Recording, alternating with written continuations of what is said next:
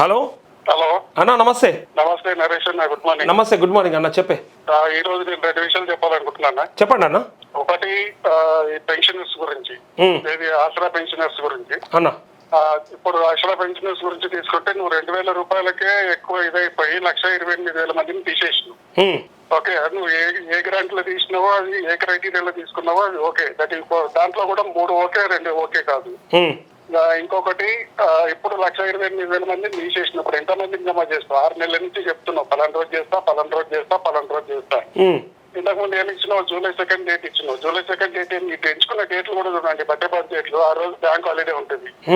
July 2nd Telangana ఆవిర్భావం కాబట్టి ఆ రోజు బ్యాంక్ హాలిడే తెలంగాణలో ఉంటుంది. ఆ రోజు ఇవ్వకపోతే ఇప్పుడు 2nd ఏమో August 15 ఉంటుంది. August 15 టోటల్ దేశవ్యాప్తంగా బ్యాంకులు హాలిడే ఉంటాయి. ఆ రోజు ఎట్లనే అయ్యావు. మళ్ళీ అసలు నువ్వు వేద్దామనుకునేది ఏంటి, ఏం చేస్తున్నావు? 1,28,000 మంది తీసేస్తుంది. ఎంతమందిని ఇప్పుడు మళ్ళీ జాయిన్ చేస్తారు అట్లా.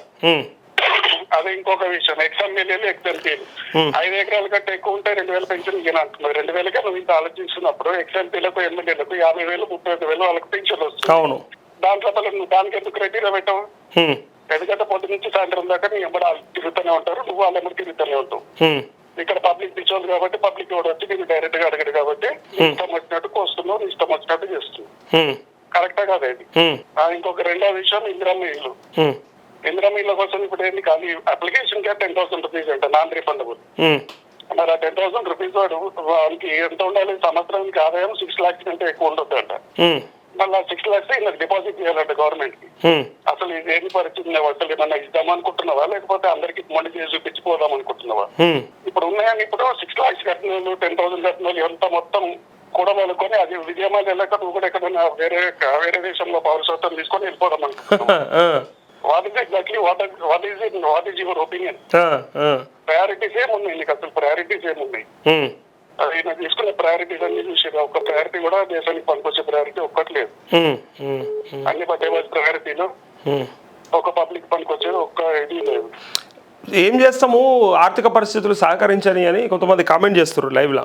అదే అన్న, ఆర్థిక పరిస్థితులు సహకరించినాయంటే 1,20,000 కోట్లతో మూసి ప్రాజెక్ట్ నీకు అవసరమా? ఇప్పుడు కొట్టుకపోతుందా మూసి? అడిగిర్రు ఎవరన్నా? 10 మోటార్లు చాలు చేయలేకపోతున్నావు, ₹1,00,00,000 బిల్లు అట్లనే బకాయిలు ఉన్నాయి, అది చేస్తలేవు. ఫీజు రీవర్స్మెంట్ ఇస్తలేవు, పెన్షన్లు పెంచుతలేవు, 4,000 ఇస్తానని చెప్తున్నావు. ఇవాళ తీసుకుంటే 2,000, రేపు తీసుకుంటే 4,000. రేపే 4,000. అదే ఇంకా రేపే ఇంకా రాలేదా? 3 ఏళ్ళు కానీ వచ్చింది. అది ఓస్త్రీ రేపు రాలేక్క. అదే సేమ్ టు సేమ్. ఎప్పుడైనా కానీ డేట్లు చెప్తాడు కానీ దానికి ఇయర్స్ చెప్పడు.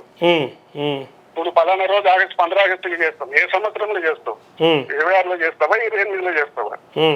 డేట్లు చెప్పడం ఎందుకు? నీకు కాటగానప్పుడు డేట్లు చెప్పడం ఎందుకు? బడ్జెట్ మాటలు చెప్పకపోతే ఇప్పుడు ఇన్ని రోజులు కాళేశ్వరం అన్నారు. ఇప్పుడు ఏం చేస్తే రిపోర్ట్ డైరెక్ట్ వచ్చింది, మాతో ఏం లేదు, నీకు ఎవరు ఆపమని చెప్పలేదు అని చెప్పి వాళ్ళు అంటున్నారు. అంతే కదా మరి. నెక్స్ట్ అదే నెక్స్ట్ ఏం చేస్తాం? అది సాక్ష్యంగా చెప్తే చాలా మందికి ఇబ్బంది అవుతుంది. ఇప్పుడు ఆయన NDSA సభ్యుడే కదా, ఒట్టి వ్యక్తి కదా, నువ్వు నేను కాదు కదా చెప్పింది. మరి చెప్పినాక ఇప్పుడే చెప్తాను. కేసీఆర్ చెప్పించుంటాడు. మళ్ళా కేసీఆర్ దేశంది కాదు, అది కేసీఆర్ జేబు సంస్థ. కేసీఆర్ది జేబు సంస్థ అది. అందుకోసమే కేసీఆర్ చెప్పమంటే చెప్పారు వాళ్ళు. చేసే పనులన్నీ ఎట్లున్నాయంటే ఇంకా ఇంకో ఇష్టం అనేది మర్చిపోయింది. ఇంకా పాతకాలంలో ఆపోజిషన్ లో ఉన్నట్టే మాట్లాడుతుంది పది మాటలన్నీ. అసలు నిజంగా చెప్పాలంటే నిన్న చేసిన ధర్నా కూడా చూసి, నిన్న చేసిన నిరసన కార్యక్రమం చూసి కూడా ఈయన ముఖ్యమంత్రి ఈ కార్యక్రమంలో ఉన్నాడు ఏందయ్యా అంటారు అంతా. అదే కదా మళ్ళీ వచ్చింది. దాంట్లో కూడా చూడండి, ఇద్దరు కొట్టుకుంటారు. బీజేపీ వాడు కొట్టుకుంటాడు, కాంగ్రెస్ వాడు కొట్టుకుంటాడు. ఇద్దరిలో మళ్ళీ బీజేపీ వాళ్ళని అరెస్ట్ చేస్తాడు, కాంగ్రెస్ వాళ్ళని ఎవరిని పట్టించుకోడు. అంటే 2 చేతులు కలిస్తేనే కదా తప్పట్లు వస్తాయి, రాదు కదా. అయినా కూడా చేసినప్పుడు మీ దాంట్లో కూడా ఒక 4 తీసుకపోయి లోపల వేయాలి కదా. ఎవరిని వేయరు. అది కూడా ఎట్లా బీజేపీ వాళ్ళని కూడా ఎట్లా ఏదో పువ్వుతో కొట్టినట్టు నిన్న సాయంత్రం కాగానే లోపల కూర్చోబెట్టి దీన్ని బిర్యానీ తినిపించి ఇంటికి పంపిస్తారు. ఒక అన్న చెప్పలేడా నిన్న, వీళ్ళు కూడా బీజేపీలు రివర్స్ లా కాంగ్రెస్ ను పువ్వుతో కొట్టినట్టు, బీఆర్ఎస్ ని గుణపాలతో గుచ్చినట్టు అని చెప్పి కుర్మాచలం అన్న. కుర్మాచలం అదే నడుస్తుంది కదా. అదే ఇంతకు ముందు కేసీఆర్ ఉన్నప్పుడు 9 ఏళ్లలో ఎవరైనా సభలు పెట్టుకున్నా కానీ ఎవరికి ఏం ప్రాబ్లం లేదు, ఎవరికి అప్పుడు ఇది ఏం ఇబ్బంది కాకుండా వాళ్ళు చేసుకున్నారు. ఇప్పుడు వీళ్ళు సభలు పెడతామంటే మధ్యలో అధ్యక్షుని ఎందుకు పెడుతున్నాం? ఈ భాగవతం బయటపడుతుందన్నా.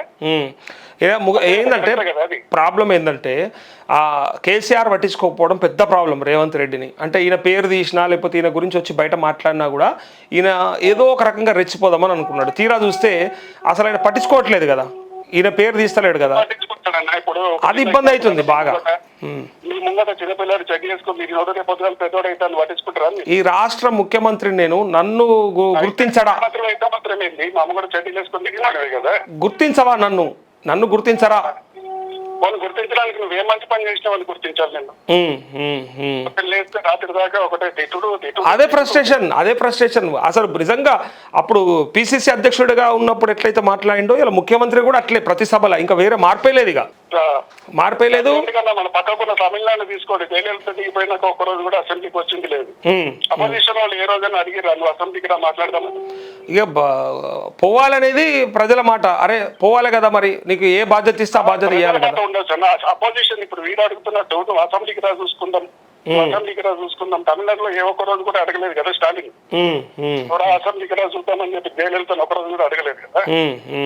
ఆ రాజకీయం ఎట్లుంది? ఇప్పుడు నువ్వు చేస్తున్న రాజకీయం ఎట్లుంది? ఈ రాజకీయం చాలా బ్రహ్మాండం, ఇక చాలా గొప్పది. ఎందుకంటే తిట్లు తిట్టి మొత్తం ఆగం చేసి అందరికి అబద్ధాలు చెప్పి కదా ఎక్కింది. ఇప్పుడు కాళేశ్వరం గురించి ఇలా కాళేశ్వరం గురించి ఇంత ఓపెన్గా, అంటే వాళ్ళు కూలేశ్వరం అని పేరు పెట్టిరు కాబట్టి అది ఎట్లయినా కూలిపోతే బాగుండేది చూసిర్రు. తీరా ఇలా ఎన్డీఎస్ఏ కూడా మాకు సంబంధం లేదని చెప్పినాక ఇప్పుడు ఏం చెప్తారు ఇంకా? అంతే కదా. 94 మొన్న ఒక 3 years బ్యాక్ వచ్చిన వరద కంటే ఎక్కువ నీళ్ళు పోతున్నాయని 22లో వచ్చింది. 22లో బ్రహ్మాండమైనటువంటి వరద, ఎప్పుడు రానటువంటి వరద అది. ఎప్పుడు మన దేశ చరిత్రలోనే ఎప్పుడు రానంత వరద వచ్చింది. మరి ఇప్పుడు వచ్చిన ఒక 1,00,000 క్యూసెక్ల కూటకపోతుంది అది.